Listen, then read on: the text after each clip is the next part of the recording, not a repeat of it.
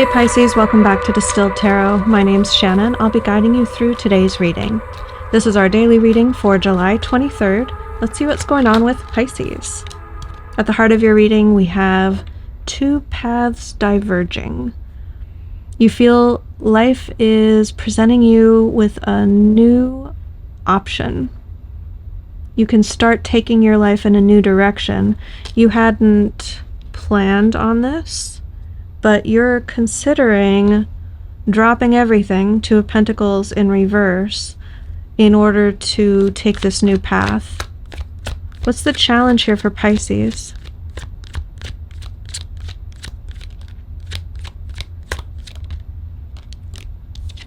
Ten of Cups. How do you get to your ideal emotional fulfillment quickest?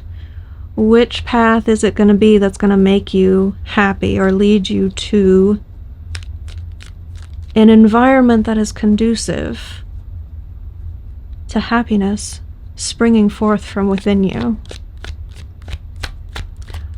What are we focused on, Pisces?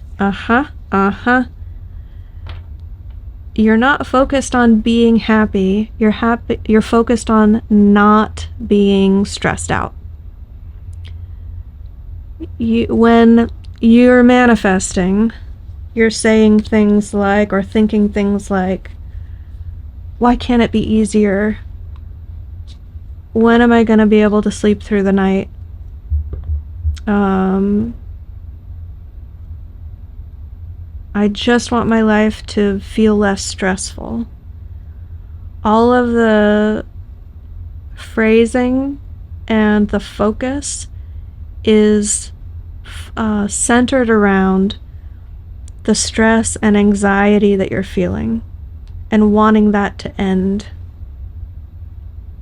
rather than reframing it and saying, if the stress and anxiety was gone, how would I feel? What would replace that? Turning your focus toward the solution rather than the problem. You may be in a pattern of manifesting more things to be anxious about, more things that stress you out. I know, easier said than done.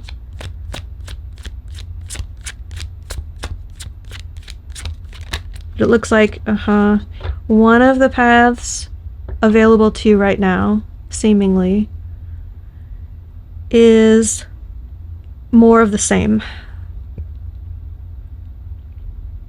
Feeling stressed out, feeling anxious, feeling worried, having sleepless nights. The other path is a more direct route toward lightheartedness and serenity and fun and joyful experiences. And it feels as simple as a perspective shift. In the recent past, we have the Wheel of Fortune in reverse, which is repeating a pattern. The universe keeps presenting you with opportunities to do things differently, and you are bringing the same or similar energy to each situation.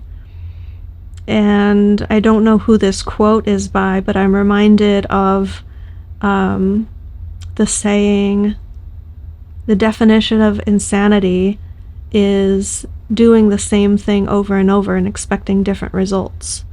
Now, I might be butchering that quote, but hopefully the essence of it comes through. The opportunity inherent in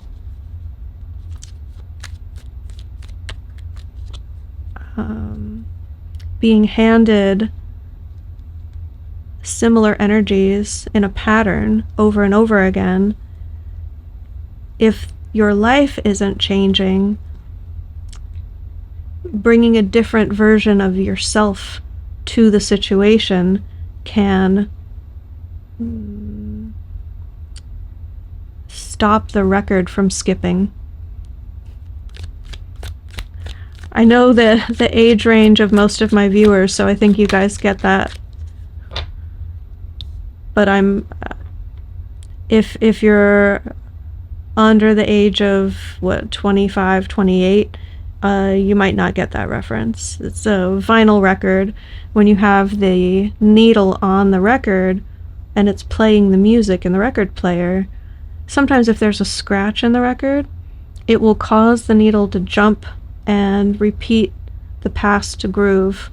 So when a record skips, it'll, depending on the nature of the scratch, it can just keep repeating the same section of music over and over and over again in a loop. And that's what it feels like. You've been repeating things in a loop. You've been bringing the same version of yourself, the same approach to each situation, and the universe is like, all right, let's try that again. And then the second time, the third time, the fourth time, you're like, all right, I'm going to do it again better. But you're doing it the same-ish, the same sort of. Your higher self perspective is the High Priestess in reverse. I think there's going to be a shift in your spirituality or your connection to the divine.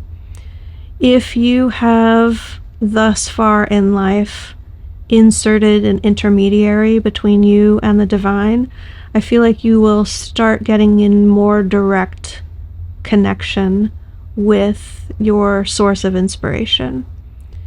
Cutting out the middleman, so to speak. You may change religions or shift more toward an independent sense of spirituality than participating in an organized religion at all.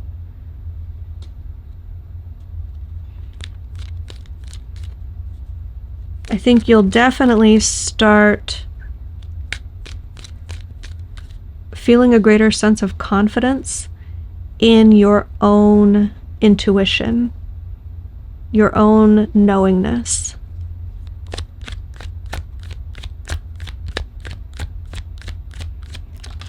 In the near future, we have the Queen of Pentacles.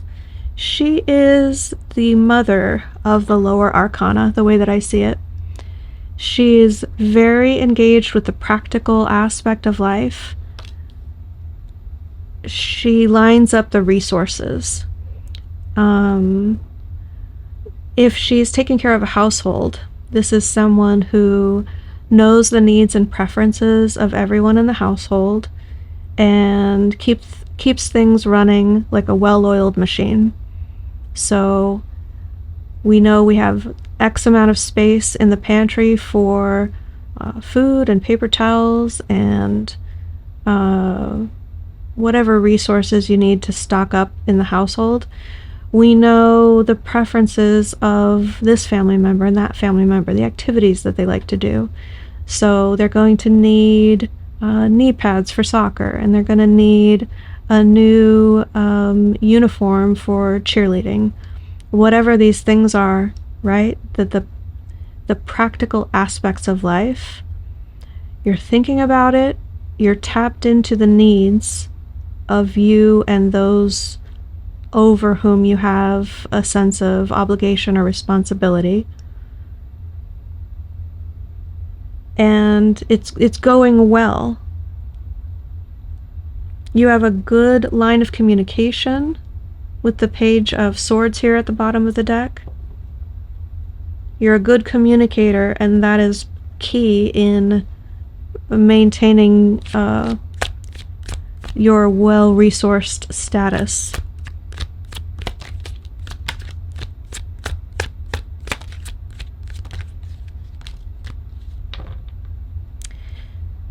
If you are a parent or a mother specifically, and you're concerned about doing a good job, this indicates a very successful energy in that way.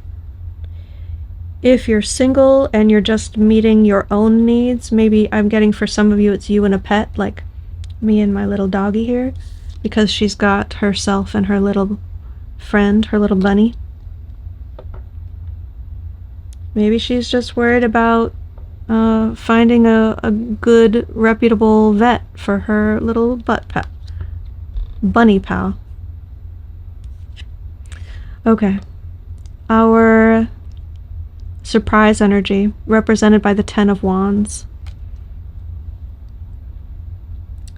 There's a sense of completion here, a fulfillment of an obligation.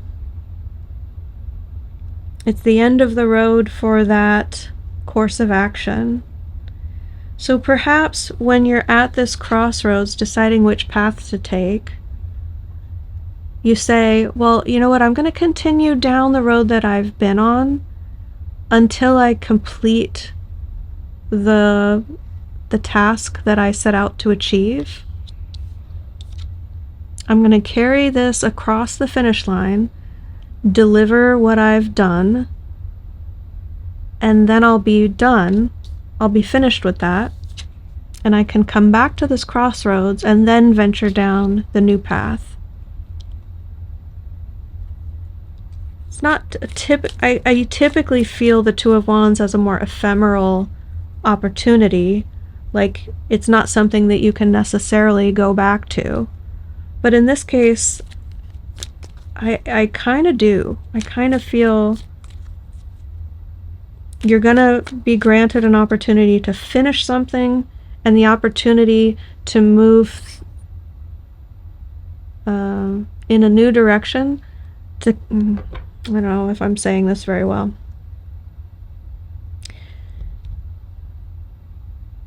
So you're at a point in life, you're headed in one direction, you've got this burden on your back, you're like, okay, I'm doing this thing, I gotta see it through, I committed to it, this is my important obligation, I have to head in this direction to complete the task the way that it's planned.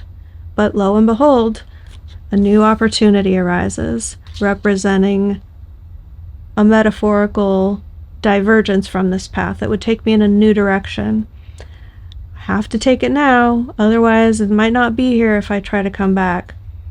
But it's going to surprise you that you will be able to fulfill the obligation, which implies that you can go down the original path, come back, and still take the new road, that it will be held open for you somehow. Or there could be some creative way for you to walk both paths for a time. Your hopes and fears, we have the Eight of Wands in reverse. You don't want the pace of life to take off without you. You don't ever want to feel overwhelmed.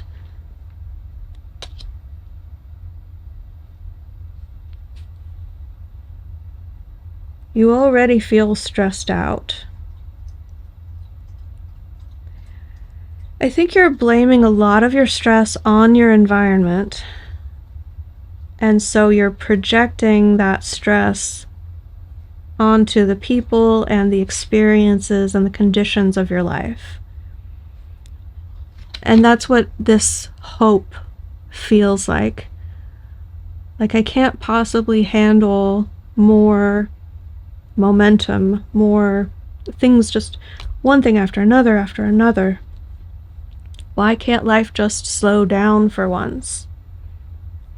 But it's not even that you're wishing for life to slow down. It's that what's underneath that is you don't want to feel so stressed out anymore. You just want to feel happy. And your vision for happiness right now is the elimination of stress in your environment.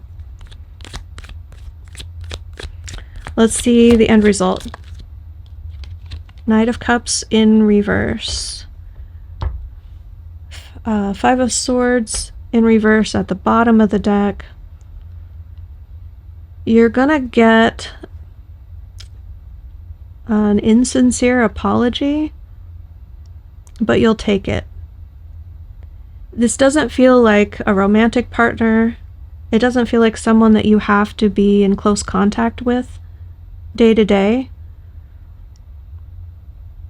It's like, it's not even like a whole apology. It feels just like making amends an attempt to reconcile. I don't think it's romantic. It could be from a past partner reaching out to say, like, hey, I did you dirty back then, I'm sorry, you deserved better. If an ex reaches out, it's not going to be with the intention or desire to rekindle that romance. And I don't think you would want to regardless, but I actually think it's more likely that this is an attempt to resolve some bad blood, to bury the hatchet somehow. It's like a neighbor. It wouldn't even be like a major. I'm thinking of examples, but they're too extreme for the way that I'm feeling the energy. What would it be like?